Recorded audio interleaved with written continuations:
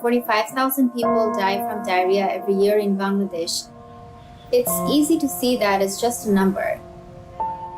When I tell them my mom died from it, it connects. It all started with my family. I grew up seeing my dad doing different kinds of events and voluntary work, and that really inspired me to give back to my community.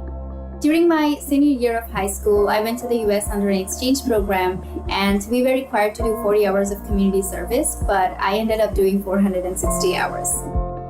As a result of that volunteer work, I was recognized by President Obama. That was a very defining moment for me.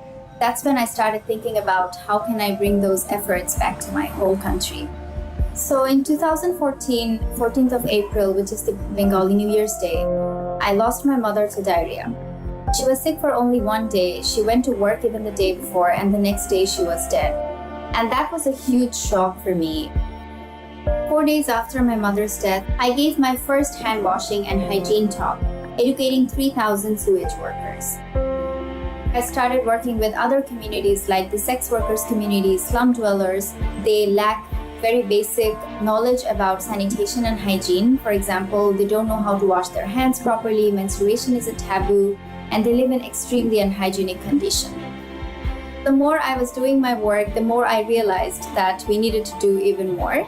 I co-founded Awareness 360 to confront all sorts of issues around the world. Now, 6 years later, we are a big family of 1,500 young people. We are working across 23 countries, and our projects have benefited over 150,000 people. Young people do have the power to take on these goals. We just need to give them the right resources and skills. There are so many issues around us that need our urgent attention. At the same time, we do have hope for our future. We do have the belief that we can solve all these crises together. As long as we have solidarity, as long as we are united, we will be able to face all these challenges.